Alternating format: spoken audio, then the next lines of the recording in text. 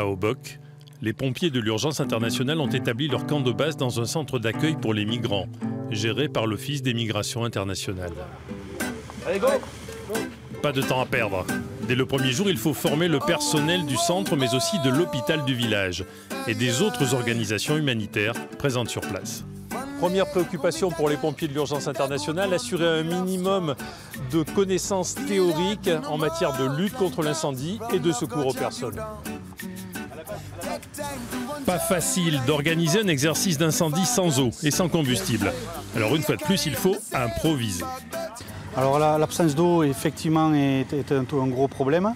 Donc on remédie ou avec des extincteurs, mais il y a aussi d'autres moyens d'extinction, du sable, des couvertures, couvrir le feu avec tout ce qui peut arriver et qu'on peut avoir à portée de main, des couvertures donc, et tout un tas de choses.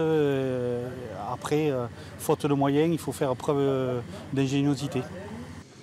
Pourtant, les risques d'incendie sont réels, notamment dans les tentes des réfugiés. La formation est essentielle, il n'y a pas de pompiers à Obock.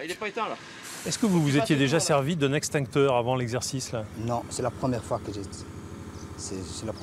fait le test maintenant de l'extincteur. Et ça vous semble utile de savoir vous en servir maintenant? C'est très bien, super. Prêt à lever?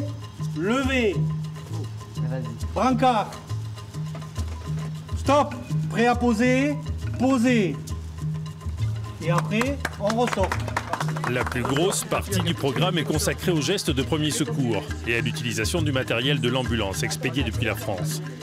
Secours aux asphyxiés, massage cardiaque, hémorragie, position latérale de sécurité, brancardage, beaucoup de choses à apprendre en quelques heures.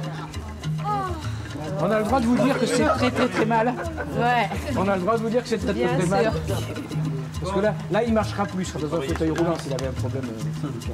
On est d'accord? On n'a pas affronté ce genre de situation, mais maintenant aussi on affronte, on est prêt à agir et à aider la personne.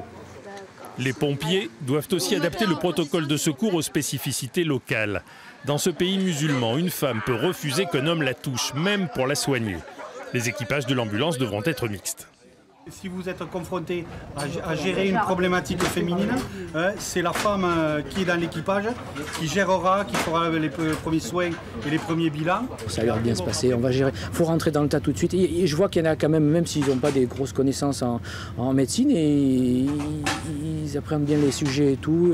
Ils posent des questions et on voit qu'ils sont motivés, il n'y a pas de souci.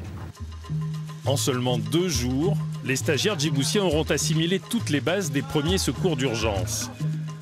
Dès le lendemain, ils devront les mettre en pratique avec l'ambulance dans les rues d'Obock.